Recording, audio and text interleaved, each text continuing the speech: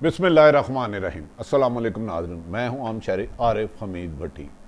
नाज़रीन, आज लाहौर से अहम खबर के साथ मोहसिन पाकिस्तान, जिसकी वजह से पाकिस्तान महफूज है और भारत जैसा दरिंदा मुल्क पाकिस्तान की तरफ मैली आग से भी नहीं देखता, डॉक्टर अब्दुल कदीर आज हम सबको छोड़कर माल के हकीकी के पास चले गए। पाकिस्तान को एटम बम की ताकत देने वाले मोहसिन पाकिस्तान डॉक्टर अब्दुल कदीर आज इस्लामाबाद में वफात पा गए। फैसल मस्जिद में उनकी नमाज ज़्यादा अदा करने के बाद सिविल और मिलिट्री क़यादत की मौजूदगी में उन्हें लाहद में उतार दिया गया। कहा जाता है कि अगर डॉक्टर अब्दुल कदीर ना होते तो आज पाकिस्तान एटमी ताकत ना होता। हमने उनके साथ क्या सलूक किया ये अलग बात है। दूसरी तरफ नाज़रीन, पाकिस्तान की सियासी सूरत हाल गंभीर से गंभीर होती आ रही है। ना आने वाली वजूहात किसी बड़े तब्दीली का पेशे खमा हो सकती है। सियासी जमातें तो जहां आपस में एक दूसरे के साथ पंजा आजमाई कर रही हैं, उसी दौरान बाद संगीन मामलात भी संगीन सूरत हाल अख्तियार करते जा रहे हैं। नाज़रीन, एक अहम तरीन खबर देता चलूँ। पता नहीं, एक रात को ख्वाब आई कि एक हुक्म जारी किया गया, ट्रक के पीछे से तस्वीर उतार दी जाए। ट्रक के पीछे से तस्वीर उतार दी जाए, ये ख्वाब है महज, और ये पूरे पाकिस्तान में हुक्म जारी किया गया है। दूसरी तरफ अमेरिका और चीन जंग के करीब आते जा रहे हैं। अमेरिका को चीन के सदर ने वार्निंग दी है कि ताइवान उसका हिस्सा था और अमेरिका शरारतों से बाज आ जाए। अगर वो ताइवान में उनके मुखालिफिन को ट्रेनिंग दे रहा है और चीन का अमन तबाह करने की कोशिश कर रहा है, तो चीन अपनी खुद मुख्तारी में किसी दूसरे मुल्क को इंटरफेरेंस नहीं करने दिया जाएगा। याद रहे कि चंद रोज़ कबल भी चीन के अखबार ग्लोबल टाइम ने लिखा था कि अमेरिका अपनी हरकतों से बाज ना आया तो चीन के में दहशत गर्दी कराने की कोशिश की तो तीसरी आलमी जंग छिड़ सकती है। तीसरी आलमी जंग लगता है कि अगर अमेरिका पहले जैसी ताकत नहीं रहा, बाज ना आया, तो फिर चीन उसे सबक सिखाने पर मजबूर हो जाएगा। नाज़रीन, पाकिस्तान को एटम बम देने वाले आज मैं आप महफूज हैं। भारत एक एटमी ताकत होने के बावजूद पाकिस्तान से हुज्जम में 10 गुना ज़्यादा है, लेकिन वो पाकिस्तान पर हमला नहीं कर सकता। उसकी वजूहात का क्रेडिट तो बेशुमार लोगों को जाता है, जुल्फ़िकार अली भट्टो को भी जाता है, आप नवाज शरीफ साहब को भी दे दें, जिसको मर्जी दे दें, लेकिन असल क्रेडिट हीरो मोहसिन पाकिस्तान, जिनके साथ हमने अच्छा सलूक नहीं किया, मैं उस बारीकी में नहीं जाऊँगा, डॉक्टर अब्दुल कदीर मोहसिन पाकिस्तान दुनिया से रुखसत हो गए। उन्हें सरकारी एजाज़ के साथ कौमी परचम में सपुर्दे खाक कर दिया गया। हर आंख नम थी कि हमने अपने मोहसिन को दुनिया में जाने के बाद तो बहुत ज़्यादा कवरेज दी, लेकिन दुनिया में जब वो हयात थे, जब वो जिंदा थे, जिनकी वजह से पूरा पाकिस्तान 22 करोड़ महफूज है और भारत मैली आखिरी दिखता था, उनके साथ क्या किया, इस पर भी कभी आपको तफसीली गुफ्तगू बताएंगे। नाज़रीन, ये भी कहा जा रहा है कि पाकिस्तान को एटमी प्रोग्राम का बानी असल क्रेडिट सिर्फ डॉक्टर अब्दुल कदीर को जाता है। डॉक्टर अब्दुल कदीर 1936 में भोपाल में पैदा हुए और 1947 में हिजरत करके वो पाकिस्तान आए। इस दौरान उन्होंने मुख्तलिफ जगहों पर तालीम हासिल की और इन्हें यह जिम्मेदारी दी गई कि पाकिस्तान को एटमी पावर बनाया जाए, जिसमें दिन रात उन्होंने अपनी ज़िंदगी को ख़तरे में डाल के ऐसी स्टेज आई कि पाकिस्तान अब एक नहीं कई एटमी ताकत बन चुका है और दुनिया उससे खौफ खाती है और भारत भी डरता है कि जितनी latest technology doctor Abdul Qadeer Pakistan को दे गए, अल्लाह उन्हें करवड़ जन्नत नसीब करे, अल्लाह उनकी मंजिलें आसान करे, अल्लाह ताला उनकी कब्र को जन्नत के बागों में से बड़ा बाग बनाए। वो हमारे मोहसिन थे नहीं, मोहसिन हैं जब तक ये जिंदा रहेंगे। नाज़रीन, ये भी कहा जाता है कि उनकी खिदमात देखते हुए जिस तरह उन्होंने पाकिस्तान को जोरी तैयारों में खुद कफील किया, साइंस को तरक्की दी, 1981 में जो इंजीनियरिंग रिसर्च की इंजीनियरिंग यूनिवर्सिटी है उसका नाम तब्दील के डॉक्टर AQ रिसर्च लेबॉर्ट्री बनाया गया। 1998 में डॉक्टर अब्दुल कदीर ने कामयाब तजर्बा करके पाकिस्तान को एटम बम का एटमी पावर दुनिया में रजिस्टर्ड करा दिया।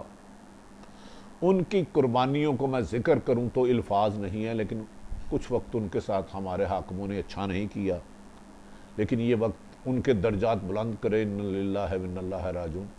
वो 20 करोड़ अवाम की सलामती के ज़ामन थे, हैं और रहेंगे। उन्हें 3 सदारती अवार्ड दिए गए, 2 बार उन्हें निशान इम्तियाज़ दिया गया और 1 बार उन्हें खलाल इम्तियाज़ दिया गया। डॉक्टर अब्दुल कदीर रोज़ पैदा नहीं होते। इन्हीं की वजह से आज 70 साल से पाकिस्तान अमेरिका, इसराइल और भारत की मैली नज़रों के बावजूद महफूज है। नाज़रीन, दूसरी तरफ आ जाते हैं। पाकिस्तान के सियासी हालात दिन ब दिन कशीदगी और लड़ाई और टकराव की तरफ जा रहे हैं। नवाज शरीफ बार बार ये मैसेज दे रहे हैं कि वो एस्टेब्लिशमेंट को दीवार से लगाकर पाकिस्तान आ रहे हैं। पिछले दिनों में मरियम नवाज ने DGISI जनरल फैज़ हमीद के बारे में नामुनासिब अल्फाज के इस्तेमाल की इंतहा कर दी, उन्हें इलेक्शन की धांधली का जिम्मेदार करार दे दिया और यहाँ तक कहा कि उन्होंने अदालती फैसलों में भी ताकत का इस्तेमाल किया है और उनके बारे में सख्त अल्फाज इस्तेमाल किए। कहा जा रहा है इसकी वजह से मुस्लिम लीग वाज़िया तौर पर 3 हिस्सों में तकसीम हो चुकी है। एक नवाज शरीफ, मरियम नवाज और दूसरा बड़ा ग्रुप शहबाज शरीफ और हमजा शहबाज, जो तेज़ी से आगे बढ़ रहे हैं।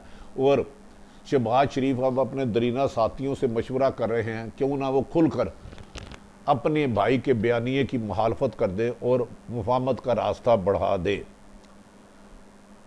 इस वजह से मुस्लिम लीग भी सख्त मुश्किलात का शिकार है क्योंकि घर में लड़ाई है। दूसरी तरफ नाज़रीन, हुकूमत के हालात अच्छे नहीं। अफ़गानिस्तान बलोचिस्तान में हुकूमत का जाना ठहर गया है। जाम कमाल अली का आज गए सो कल गए, उन पर संगीन करप्शन के इल्ज़ामात लग रहे हैं।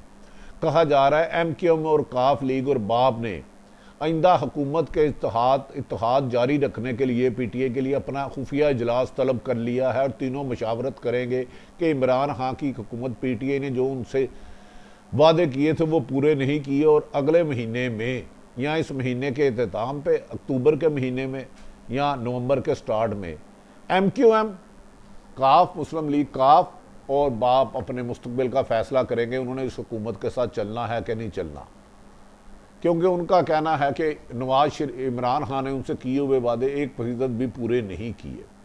दूसरी तरफ नाज़रीन, वज़ीर आज़म इमरान खान साहब इस वक्त जारहाना मूड में हैं। माजी में तो वो अपोजिशन के साथ इख्तलाफत खुल के करते थे और उन पर चोर, डाकू, फ्रॉड और बहुत सारे इल्ज़ाम लगाते थे। और ये भी सच है कि वज़ीर आज़म पाकिस्तान इमरान खान ने काफ़ी हद तक करप्शन के ख़िलाफ़ जहाद किया, लेकिन उसमें बसीदा निज़ाम की वजह से वो कामयाब नहीं हो सके, उन्हें कामयाब नबी नहीं मिल सकी, क्योंकि इस मसूदा निज़ाम में पुराने मुखबर अफसर मौजूदा नून लीग के आज भी मुखबर हैं और पाकिस्तान से लूटा हुआ माल नहीं हुआ।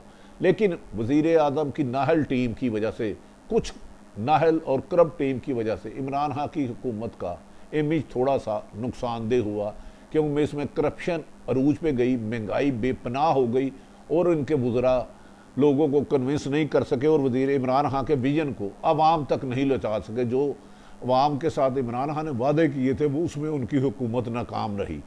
अब कहा जा रहा है इसके बाद उनके नादान दोस्तों ने पहले वज़ीर आज़म पाकिस्तान की, जो हमेशा पाकिस्तान को मजबूत करना चाहते थे, करप्शन के ख़िलाफ़ थे, पहले इलेक्शन कमीशन एक आइनी इदारे से टकराए, फिर चेयरमैन नैब की सूरत में दोबारा टकराए और चेयरमैन नैब के सदारती आर्डीनेंस में जो उन्होंने तरबीह की है उससे बड़ा पाकिस्तान में करप्शन को कभी तहफ़्फ़ुज़ नहीं दिया गया, जो एक इमरान खान के मकसद और इमरान खान की ज़िंदगी की जद्दोजहद के ख़िलाफ़ है। इमरान खान एक दिन ज़रूर कहेंगे कि कुछ नादान लोगों ने उनसे गलत फ़ैसले कराए। इमरान खान ने इस मौके पर अमेरिका और दुनिया को आंखें दिखाई हैं कि वो किसी भी सूरत में पाकिस्तान में इंटरफेरेंस ना करे। नाज़रीन, ये भी कहा जा रहा है कि अमेरिका और चीन की जंग करीब आती जा रही है। अमेरिका ने ताइवान में समुद्री बेड़े पे उनको ट्रेनिंग देनी शुरू कर दी है ताकि वो चीन के ख़िलाफ़ हमला कर सके, जिस पर चीन के अखबारात ने और वाशिंगटन पोस्ट ने इस सिलसिले में खासी खबरें लिखी हैं। चीन के सदर ने वादिया तौर पर अमेरिका को वार्निंग दी कि चीन अपनी खुद मुख्तारी में किसी किस्म का कोई समझौता नहीं करेगा और किसी भी दूसरे मुल्क को चीन के अंदरूनी मामलात में मुदाखलत की इजाज़त नहीं देगी। अगर अमेरिका अपनी हरकतों से बाज ना आया तो अमेरिका को किस्सा माजी बना दिया जाएगा।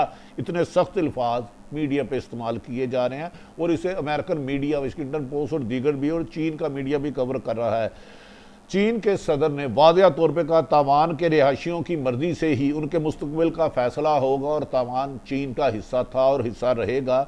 इसके लिए कोई भी हालात ख़राब करने की अमेरिका की कोशिश नाकाम होगी और पिछले दिनों में एक आबदोज तबाह होने के बाद अमेरिका सीख पा है कि चीन ने उसकी आबदोज जो उसने चीन पर नज़र रखने के लिए ताइवान के समुद्रों में छोड़ी थी उसे तबाह कर दिया गया है। और अब चीन ने वादिया तौर के अमेरिका को कहा है कि अब ना वो 25 साल वाली ताकत रखता है। अगर उन्होंने ताइवान में इंटरफेरेंस बात ना की और अपने समुद्री बहरी वापस ना लिए तो चीन ऐसा जवाब देगा कि अमेरिका अपने ही मुल्क में महफूज नहीं रहेगा। नाज़रीन, चीन और अमेरिका की बढ़ती हुई कशीदगी, अगर खुदा ना खास्ता ये जंग चलती है, ये दो ममालिक कर नहीं रहेगी क्योंकि ब्लाक बन चुके हैं। एक तरफ अमेरिका, ऑस्ट्रेलिया और दीगर ममालिक, दूसरी तरफ चीन, पाकिस्तान, रूस और चीन। इन लोगों ने फैसला किया कि मादी में जो अमेरिका की हुक्मरानी चलती थी, उनकी नायब वज़ीर ख़ारजा आई, उस पर भी पाकिस्तान की हुकूमत ने सर्दमोरी का मुजाहरा किया और उन्हें वाज़ेह तौर पर जवाब दिया कि अब मादी में अमेरिका की डिक्टेशन पाकिस्तान पर नहीं चलेगी और पाकिस्तान अपने हमसाया मुल्क अफ़गानिस्तान के अमन के लिए तमाम कोशिशें करेगा, लेकिन किसी भी कीमत पर अमेरिका और भारत को ये इजाज़त नहीं दे सकेगी कि वो पाकिस्तान की ज़मीन को इस्तेमाल करें। नाज़रीन, अहम तरीन खबर, सिर्फ मुख्तसर एक मुझे ख्वाब आया है कि पूरे पाकिस्तान में एक सर्कल जारी किया गया। ट्रक होते हैं ना, ट्रक जिसमें सामान ले जाया जाता है, उसमें कुछ तस्वीर एक शख्सियत की लगी है। सर्कल जारी किया गया, उस तस्वीर को जहाँ भी वो ट्रक नज़र आया वो तस्वीर हटा दी जाए। ये तस्वीर क्यों हटाई जा रही है, किसकी हटाई जा रही है, इसके बारे में मैं इन्फॉर्मेशन लेने की कोशिश कर रहा हूँ। ताहम ये तकरीबन पूरे पाकिस्तान के अफसरान को चारों सूबों में कहा है कि जिसकी ट्रक पे पीछे किसी की तस्वीर नज़र आए, तस्वीर किसकी हटाई जा रही है, क्यों हटाई जा रही है, इसके बारे में मालूमात हासिल नहीं हो सकी। जैसे ही अगला ख्वाब आएगा तो आपके देंगे, लेकिन मेरा ख्याल है तस्वीर हटाने का सिलसिला शुरू हो चुका है।